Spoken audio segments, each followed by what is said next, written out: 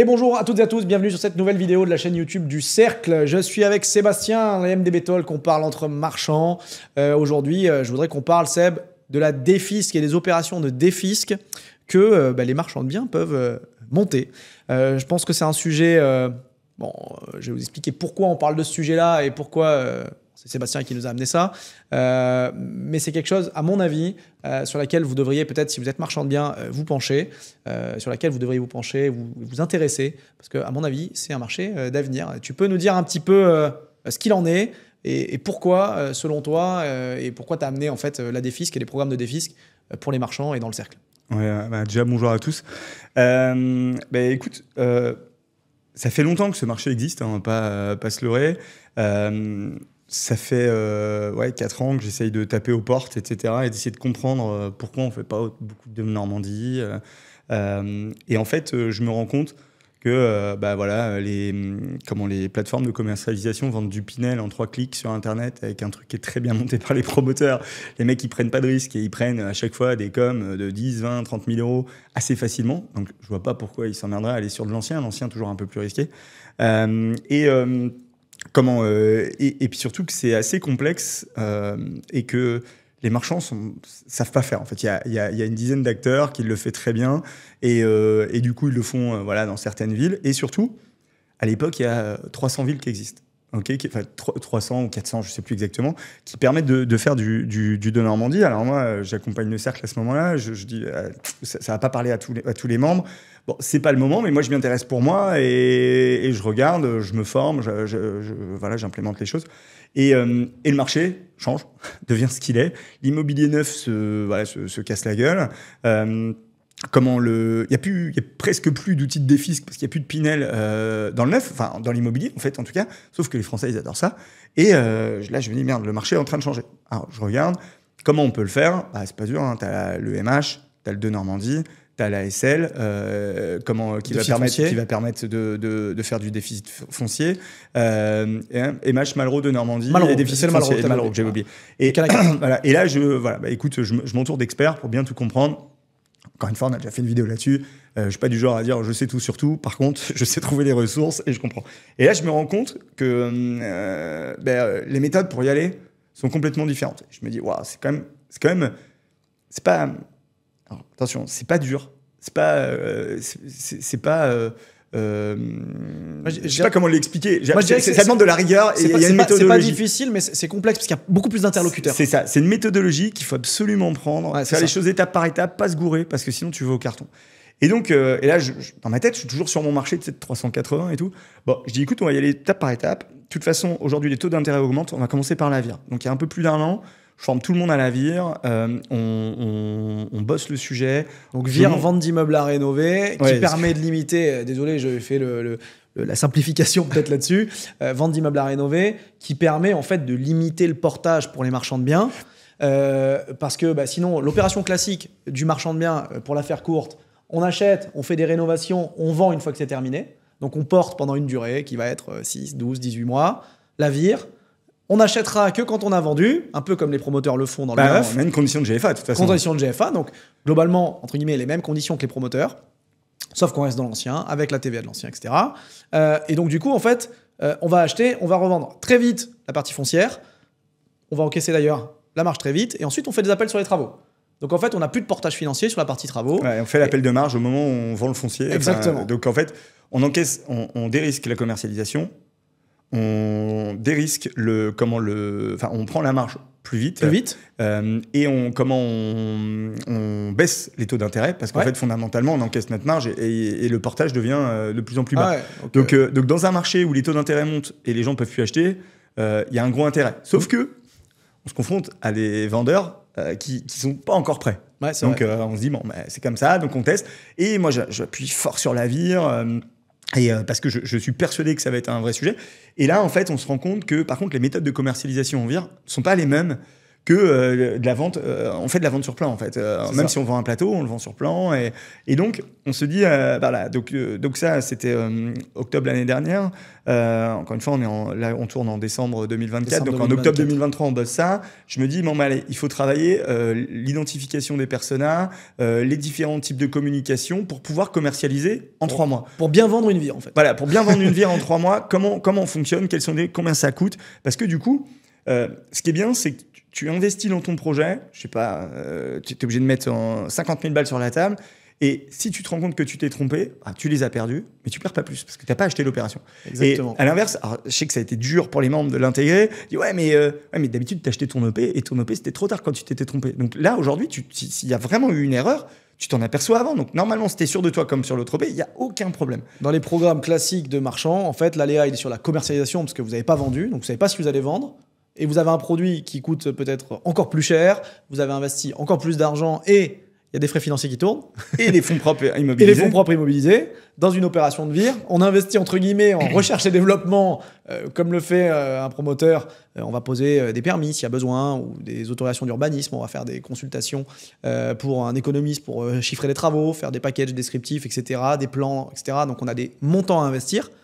Par contre, et en communication pour la commercialisation, par contre, ces fonds-là, si on ne va pas jusqu'au bout, entre guillemets, ils sont perdus.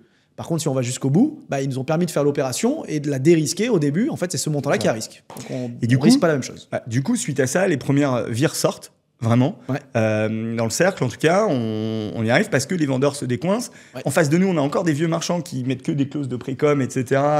Mais nous, on sait défendre le truc en disant, attendez, clause de précom, le bien va être immobilisé. S'ils ne vendent pas, de toute façon, votre bien, dans 6 mois, il revient. Est-ce que le marché ne va pas continuer à baisser ?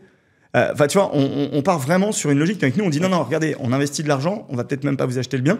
Et en fait, les mentalités changent et petit à petit, on commence à détecter des biens qui fonctionnent et on se rend compte que voilà, les projets te permettent d'avoir de la visibilité parce que du coup, tu achètes souvent entre 12 et 18 mois plus tard. C'est vrai. Mais ça te permet en parallèle de faire des opérations un peu plus simples et tout, c'est OK. Hein. Mais ça te donne de la visibilité à ta boîte et tout, donc c'est plutôt cool. Et là, je continue, pour revenir sur la défisque, je continue mes analyses. Et là, je me rends compte que différentes lois ont changé, que comment les villes en Normandie sont passées de 300 à 1300 et continuent d'augmenter. Alors là, j'ai pas regardé, j'ai regardé il y a 3 mois, et que ça va continuer d'augmenter. Et là, je me dis... Et Philippe Pinel. Ouais, Philippe Pinel, plus de neuf. Comme début, plus de défis que de neuf. Voilà. Et là, je dis, Seb, et là, on est au mois de... C'était annoncé d'ailleurs, mais en fait, je trouve qu'il y a toujours un truc, c'est annoncé, mais il y en a encore un peu, donc on va les vendre. Et là, les gars se disent... Il n'y en a plus. Et du coup, on est au mois de mai-juin 2024. Et là, je dis, je vais rappeler les commercialisateurs, en fait. Parce que c'est eux qui ont un peu la clé du truc. C'est les CGP, etc. Et là, ils me disent, là, ils claquaient la porte un an avant. Ils disent, j'ai plus de produits, ça m'intéresse. Par contre, voilà, on veut un cadre. Il y en a qui le faisaient déjà. On était très cadré, on veut rentrer dans ce cadre-là. Et en fait, on commence à bosser les sujets, on regarde comment il faut faire et on monte une formation, ou en tout cas un outil, plus qu'un petit bout de formation, mais surtout des outils qui te permettent de piloter ta défisque, que ce soit en Malraux ou en Normandie, avec des outils de pré-modélisation qui ne sont pas les mêmes. Pourquoi ? Parce que là, en fait, on a des commercialisateurs qui nous disent « Non mais toi, quand tu veux vendre ton bien 3200 € à Tartampion, je ne vais pas donner de ville parce que sinon tout le monde va se jeter sur les villes et les membres ils vont pas être contents. Et on dit 3200 dans telle ville, non, moi je te le commercialise 5000, même si le prix du neuf il est à 4005. » Et là, on commence à tiquer, etc. Alors on se met des outils d'analyse qui permettent de dire en pré-modélisation comment tu te mets un prix de sortie parce que tu ne vas pas appeler le commercialisateur à chaque fois. Donc en fait, voilà, on se met des outils de pré-analyse de prix de sortie. Oui. On définit toute la structure de coûts qu'il peut y avoir, donc la MO juridique, le commercialisateur qui vont venir en sus. Le montage de ces opérations nécessite des frais qu'on n'a pas dans des opérations classiques. Exactement. Et ces frais-là, il faut les intégrer. Donc ils augmentent le prix de revient de l'opération. Par contre, le fait qu'il y ait la défisque, on va augmenter les prix de sortie. Et mécaniquement, en fait, on va faire potentiellement les mêmes marges ou plus de marges ou faire passer des projets qui ne passaient pas grâce à ces ventes en défisque. Exactement, c'est un peu ce qui s'est passé. Nous, on avait des ventes au plateau en vire qui étaient prévues sur des produits. On a dit non, mais en fait, on peut maintenant les lancer en défisque parce que copro en difficulté, enfin voilà, des trucs. Il y avait plusieurs choses qui et là, on dit ok, comment on le modélise sur un produit de Normandie ? putain, on se rend compte de ça, on remet les frais, et en fait, on fait le même taux de marge, entre 25 et 30%, mais non pas sur 1,4 million de chiffre d'affaires, mais sur 3 millions. Exactement. Donc en fait, pour la même OP, dérisqué, parce que t'es risqué, elle était en vire, elle aurait été dérisquée, mais ça aurait été mais assez similaire. Mais quand tu vends des produits de défisque, tu vends plus vite. Tu vends plus vite, c'est exactement ça. Si t'es dans le bon taux, etc. Et du coup, en fait, on se rend compte de ça. Et là, en fait, qu'est-ce qu'on fait? On décide de dire, bon, mais comment on accélère sur le sujet? Et je regarde les différents types de produits qu'il y a. Donc, il y a le Malraux et le de Normandie, qui sont pour moi des produits assez simples en montage, etc. Le MH, pour l'instant, très clairement, on a décidé de le laisser de côté parce que beaucoup plus complexe, avec beaucoup d'intermédiaires, et c'est pas si simple. Et le déficit foncier et l'ASL, qui sont pas aujourd'hui pour moi quelque chose de complexe en soi. Par contre, on est obligé d'avoir une commercialisation à 100% avant de démarrer. Et il y a quand même pas mal d'opérations tankées parce que, je ne vais pas rentrer dans tous les détails de l'ASL, mais tu es obligé de faire porter par un... Il faut trouver un porteur, Exactement. Il faut des contractants généraux dans un cas. Et quand tu veux bosser un peu partout dans toute la France, ça devient complexe. Donc, je ne dis pas on n'a pas dit qu'on ne le faisait pas. On a dit la stratégie va être plus longue à mettre en place pour y arriver. Et pour y arriver, encore une fois, efficacement et pas faire n'importe quoi et se retrouver avec des opérations tankées, malheureusement, enfin, bon, on va pas rentrer dans certains détails, mais avec 8 lots sur 10 de vendus, ça peut pas démarrer et c'est le bordel. Donc voilà pourquoi en fait je décide de partir sur la via au mois de septembre.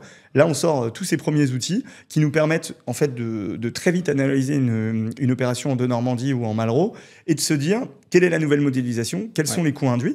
Et du coup, j'ai mis deux autres actions importantes derrière. On est en train de nouer les partenariats avec les commercialisateurs, de nouer les partenariats avec les AMO juridiques. Et l'autre point, ça a été une masterclass assez costaud qui va te permettre de se dire comment, très rapidement, je pré-modélise et j'analyse quelle est en Normandie et quelles sont les étapes pour se dire en 15 jours, je sais dire un go-no-go sur une opération de défiscalisation.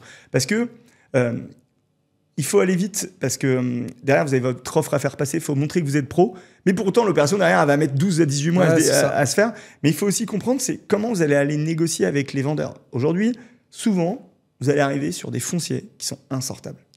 Ils sont insortables, ils sont pour la plupart ou souvent dans les villes, des fois des verrues à identifier par les mairies ou les collectivités comme des problèmes. Et effectivement, économiquement, ça sort jamais. C'est-à-dire que c'est impossible de réaliser une opération économiquement viable. Sauf à potentiellement, parce que j'ai déjà vu le cas, la vendre à la foncière de l'État ou à des organismes un peu sociaux qui achètent et qui n'ont pas un intérêt économique le même qu'un marchand de biens. Ou qui vont amortir sur 40, qui vont amortir, qui vont faire différentes choses, etc. Et c'est un peu différent. Et effectivement, la défisque, pour le coup, permet là de recréer du logement parce que les programmes, par exemple, en de Normandie ou en Malraux, qui sont dans des SPR, ou en de Normandie, qui sont dans des programmes d'action cœur de ville ou de revitalisation, etc., ils permettent de recréer des logements, ils permettent de réemployer de l'ancien et de le faire tourner. Et je trouve, en plus, moi, ce que je trouve sympa, c'est que je trouve que c'est pas complètement déconnant et on n'est pas complètement décorrélé d'une réalité de marché et d'une réalité économique en plus. C'est ce que j'allais dire en nuance, parce que vu que je vous ai dit c'est plus cher que le neuf, etc. Alors, c'est pas tout le temps ça. Globalement, on est plutôt à un moins 10 en dessous du prix du neuf. On a des rendements qui sont plus importants que dans le Pinel, avec le même avantage fiscal. Donc, c'est-à-dire que ce qui est important, ce qui pour moi était une cata en fait en Pinel, c'est quand d'un seul coup, il y avait un immeuble, une cage avec, avec 40 lots de Pinel, et que d'un coup tout ça se remettait sur le marché 9 ans plus tard. Ce qui arrivait souvent en fait, dans toutes les lois dans le neuf, au bout d'un moment, quand il n'y avait plus d'avantage fiscal, les gens se retrouvent avec des rendements éclatés, et du coup ils disaient j'ai fini, je vends et puis je vais en faire un autre. Exactement. Mais ils arrivaient à vendre en même temps que tout le monde, donc le prix chutait et voilà. Et c'est là où je pense que le de Normandie a son mot à dire, c'est-à-dire que on est sur sur un rendement qui est plus important. Il faut cibler des tailles d'opération qui sont moins importantes et qui vont permettre aux gens d'avoir un actif long terme en fait, et pas juste un actif de défisque qui à terme fonctionnera pas. Et il faut faire attention parce que il faut aussi corréler les produits à la demande du marché. Bon, c'est un peu tout ce qu'on a mis nous dans dans notre outil décisionnel, mais pour être sûr que vos produits vont durer longtemps. C'est-à-dire que les gens, au bout de 9 ans, vont pouvoir continuer à le louer sans cet avantage fiscal. Mais en tout cas, ils n'ont pas fait une mauvaise affaire. Ouais. Mais c'est ça, parce que en fait, les rendements seront assez cohérents. Alors peut-être que certains investisseurs locatifs qui s'attendent à du cash flow positif, c'est pas ça. On n'est pas là-dessus. C'est plutôt des rendements, peut-être avec déduction fiscale, on est à 6, 6,5. Ouais, c'est ça. Peut-être même un peu plus, mais c'est de l'ancien complètement rénové. Alors, classe énergétique. Classe énergétique, oui, parce qu'il y a des améliorations énergétiques. Enfin, il y a plein de choses à avoir. Ouais, ça dépend le type de loi de défi, qu'on va pas rentrer dans le détail là. Non, mais voilà. Surtout, faut se mettre à la place d'un... Parce que là, je vais parler aux marchands qui souvent ont des freins. Tu vas vendre ton bien à quelqu'un qui va mettre les pieds sous la table, tout va être full délégué, il va même jamais venir. Ouais. Donc c'est normal qu'à côté de ça, il y ait des gens qui fassent des choses et qui du coup prennent une marge intermédiaire. Donc, et les gens sont très en phase avec ça, il n'y a pas de problème. Ouais. C'est pas en train de dire ouais, ils se font avoir parce que moi je sais acheter du 10, bah oui ok peut-être, mais c'est comme ça. Mais c'est pas la majorité des clients qui veulent acheter, et les clients qui achètent ce type de produit, eux, ils veulent un produit assez sécure, qui soit certain de louer. Et c'est pour ça, je pense que aussi, auparavant, il y avait beaucoup d'acteurs, gros acteurs, qui étaient sur le marché, mais qui faisaient des gros produits. Je pense à des Histoire et Patrimoine, François 1er, pour citer un peu les gros, les majors, qui ont fait des grosses opérations et des gros produits. Ça donnait de la confiance, je pense, au CGP pour vendre ces produits-là et aux clients de les acheter.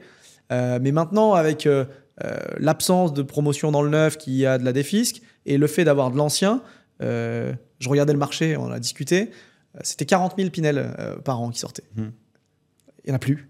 Il va falloir fournir 40 000 produits, parce que les gens, s'ils achetaient de la défisque, ils vont devoir en acheter autant. Sauf qu'on va être sur quelque chose qui est beaucoup plus diffus. On ne va plus pouvoir faire des programmes de, je sais pas, 100, 200, 300 lots, parce que ça va être des plus petits biens sur de l'ancien. Et il va falloir beaucoup plus d'acteurs, je pense. Et on va, au lieu de concentrer les acteurs, je pense, du marché sur des gros acteurs, on va le diffuser sur des marchands qui vont vouloir prendre ce pari-là. Ouais, le marché, il est colossal, en fait. Ah, il est colossal, énorme. parce que vu le nombre de villes, et ça va continuer à accélérer, parce qu'ils veulent qu'on rénove le patrimoine. Bah, bien sûr. Et d'ailleurs, il y a un outil défisque dont je n'ai pas parlé, parce que c'est pas un outil défisque qui va... c'est un outil qui vient de sortir, c'est MaPrimeRénov'. C'est quelque chose dont on va parler d'ailleurs au Worksday très bientôt. C'est-à-dire qu'aujourd'hui, on a des gens qui, pour une RP ou un locatif, ont des aides qui, globalement, entre l'économie d'énergie, clairement, entre l'économie d'énergie, alors ça marche bien pour la résidence principale, mais pas pour le locatif, mais entre l'économie d'énergie et les aides qu'ils ont, ça leur coûte zéro, parce que c'était sur un PTZ, etc. Donc, je vais passer les détails, mais encore une fois, il faut juste rénover vos passoires thermiques, vous faire accompagner par des auditeurs et derrière par des MAR, donc des accompagnements, des accompagnateurs à MaPrimeRénov', qui vont vous accompagner à tout ça, parce que c'est obligatoire, parce qu'en fait, il y a eu tellement de magouilles sur les trucs d'aide qu'il y a depuis 4-5 ans, qu'en fait, ils ont cadré le débat. Et en fait, l'objectif, c'est vraiment de se dire, vous avez une passoire énergétique, globalement, quoi qu'il arrive, ça va vous coûter zéro à la fin entre les aides et les économies d'énergie.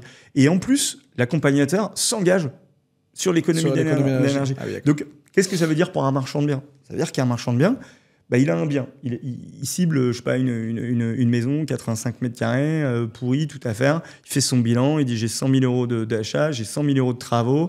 Ça vaut 250 000 à la sortie. Ok, donc il dit je vais faire mes travaux, je vais vendre 250. Là, il se dit non, je vais pas faire mes travaux. Je vais monter le dossier pour le compte du futur acheteur. Du futur acheteur. Sur les 100 000, en fait, il va avoir 60 000 euros d'aide. Donc, le prix de revient, cette personne, il est de 140, en plus les 50 000 de marge que tu avais, donc 190. Donc, t'imagines, soit tu augmentes ton prix, après, chacun fera ce qu'il veut, soit en tout cas, tu commercialises et la personne derrière, elle a une plus-value sur sa maison.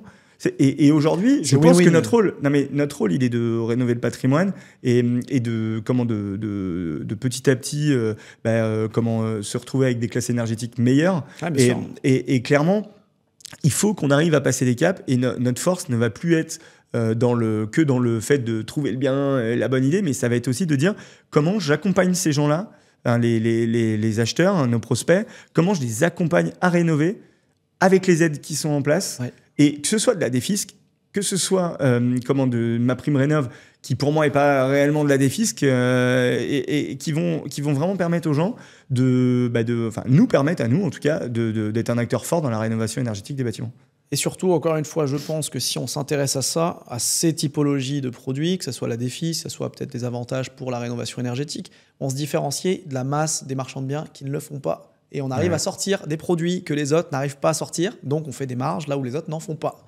Ouais, le marché, pour moi, il est pas de plus en plus tendu, mais il y a de plus en plus d'acteurs, entre guillemets. C'est-à-dire qu'il y a de plus en plus de gens qui veulent faire du marchand, ils ont fait du locatif, ils sont rentrés dans des groupements, ils se mettent sur le marché. Ok, super, on les a en face de nous, hein, clairement, on les voit. Ce qui fait gagner, hein, c'est la crédibilité, le fait de trouver les bons leviers et de savoir analyser, encore une fois, un bien avec scénario A, scénario B, scénario C, scénario D, de processer les choses. Enfin, nous, on est en train de monter un logiciel métier qui est vraiment puissant, qui permet en fait de petit à petit de checker, de savoir où tu dois aller suivant la typologie de ton bien, et en fait, ça t'amène à une checklist de choses à faire, une fiche technique qui te dit, voilà, tu fais ci, ça, et tes scénarios qui doivent sortir sont celui-là. Et suite à ça, tu vas négocier, et suivant ce que les vendeurs sont prêts à accepter, tu choisis le scénario dans lequel tu te mets, quoi.